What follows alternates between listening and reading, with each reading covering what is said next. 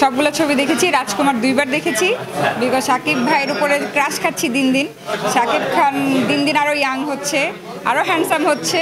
তো রাজকুমার 2বার দেখে ফেলেছি শুধুমাত্র শাকিব ভাইয়ের জন্য।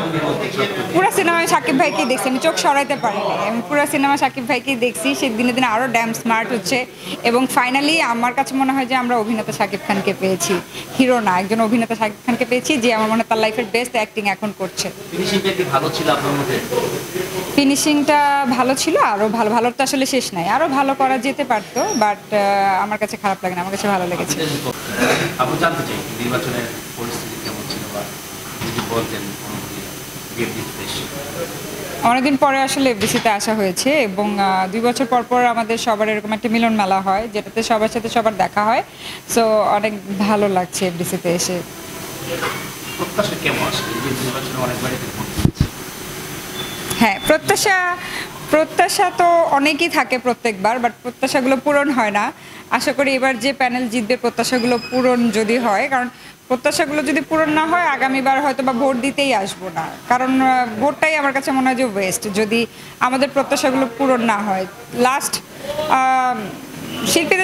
শিল্পীদের উন্নয়নের জন্যই আমরা এই ভোটটা দিই, যেন শিল্পীদের উন্নয়ন হয়, সিনেমা হয় বেশি বেশি, বাট সেগুলো যদি না হয় তাহলে আমার মনে হয় যে এই যে এত মারামারি বা এত কম্পিটিশন, যুদ্ধ, এই যে ভোট, এত আয়োজন, এসব করে শুধুমাত্র একটা পদ, এই পদের জায়গা থেকে যে দায়িত্বগুলা সেটাও পালন করতে হবে আসলে।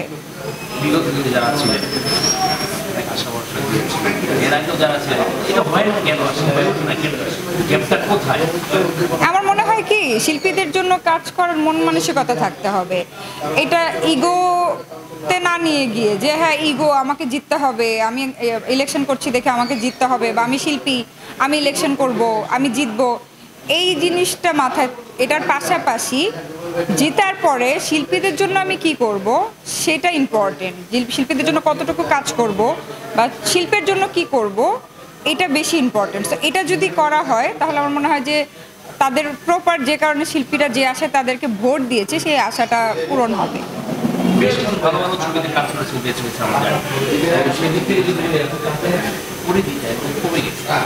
হ্যাঁ, অনেক কারণ আছে এর জন্য, ওই যে এর জন্য অনেক কর্তৃপক্ষই দায়ী, এগুলো তো বলে শেষ করা যাবে না, অনেক কারণই আছে। বাট আমি যেটা চাইবো আমার জায়গা থেকে যে সুন্দরভাবে যেন এবার ভোটটা শেষ হয় এবং রেজাল্ট আসুক, যেই জিতবে সে যেন আমাদের জন্য অ্যাটলিস্ট কাজ করে শিল্পীদের জন্য। কাজের ব্যস্ততা, এই তো ঈদে আমার 11টা নাটক বের হলো। সো নাটকগুলো 11টা নাটক, একটা মিনি সিরিজ, এগুলো সব বের হলো, খুব ভালো রেসপন্স পাচ্ছি, এগুলো মিলিয়ন ভিউজ হচ্ছে, তো খুবই ভালো। সামনে আমার একটা সিনেমা রিলিজ হবে, বিয়ে আমি করব না, আমি আর ইমন করেছি যেটা। সো এটা সেন্সর হয়ে গেছে, রিলিজ হবে সামনে। আর 2টা অনুদানের সিনেমা শুরু করব, এই আপাতত ব্যস্ততা। জি, 11টা নাটক।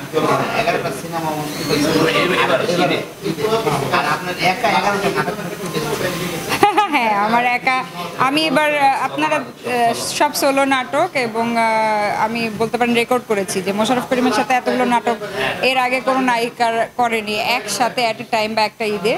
সো এটা আমি বলতে পারবো আমি অনেক লাকি। মোশাররফ করিম ভাইয়ের সাথে অনেক ভালো। মোশাররফ করিম আমার পছন্দের প্রিয় একজন অভিনেতা, সে পা থেকে মাথা পর্যন্ত একটা অভিনয়ের ভান্ডার আমার কাছে মনে হয়। তার কাছ থেকে বরাবরই প্রতিনিয়তই শেখার চেষ্টা করি। খুব ভালো একজন মানুষ, খুব ভালো একজন কো-আর্টিস্ট।